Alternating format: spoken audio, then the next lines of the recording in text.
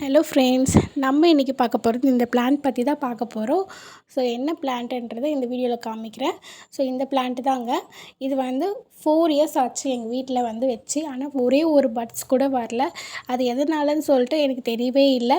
So அதுக்கப்புறம் இந்த மிஸ்டேக்லாம் வந்து நான் சரி ஓகே, இந்த என்னென்ன பண்ணணும்னு சொல்லிட்டு அந்த மிஸ்டேக்லாம் வந்து கரெக்ட் பண்ணிவிட்டு அதுக்கப்புறமா வந்து டிப்ஸ் ஃபாலோ பண்ணேன். ஸோ எங்கள் வீட்டில் பாருங்கள், இப்போ எவ்வளோ அழகாக சூப்பராக பூ பூத்துருக்குதுன்னு சொல்லிட்டு ஒவ்வொரு ஸ்டெம்லேயுமே பார்த்திங்கன்னா 5 ஃப்ளவர்ஸ் வருது. அவ்வளோ அழகாக இருக்குது பார்க்க. அதோட பெட்டல்ஸ்லாம் செம்ம சூப்பராக இருக்குது. இது பேர் என்னென்னா அமர் லில்லி பிளான்ட். அமர் லில்லிஸ்ன்னு சொல்லுவாங்க.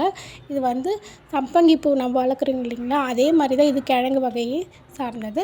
ஸோ கிழங்கு வச்சுட்டோன்னா போதும், சீசன் டைமில் மட்டும்தான் பூக்கும். ஆனால் வந்து சம்பங்கி வந்து இயர்லி எந்த சீசனில் வேணாலும் பூக்கும். ஸோ இது வந்து அந்த மாதிரி கிடையாது. ஒரே இயர்லி ஒன்ஸ் மட்டும்தான் பூக்கும். ஸோ அவ்வளோ சூப்பராக இருக்கும். அந்த டிப்ஸை ஃபாலோ பண்ணிங்கன்னா அந்த இயர் வந்து கண்டிப்பாக பூக்கள் வைக்கும். என்ன டிப்ஸ்னால், நம்மளோட லீஃப் எல்லாம் கட் பண்ணி விடணும்.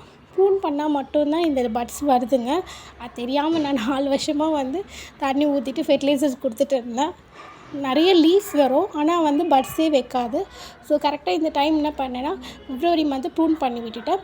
ஸோ மார்ச் மந்த்து கரெக்டாக வந்து மொட்டு வைக்க ஆரம்பிச்சிச்சு. ஸ்டெம் வந்து நிறைய வந்துச்சு.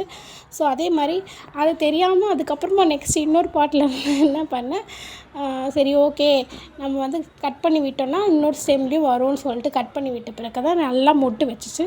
ஸோ நீங்களும் இந்த டிப்ஸை ஃபாலோ பண்ணுங்கள். அப்புறம் ஃபெர்டிலைசர்ஸ் வந்து நம்ம வந்து கவுடங் 15 டேஸ் ஒன்ஸ் வந்து கவுடங் கொடுங்க. ஆல்டர்னேட்டிவாக வந்து கடலை பிண்ணாக்கு கரைசலும் கொடுங்க.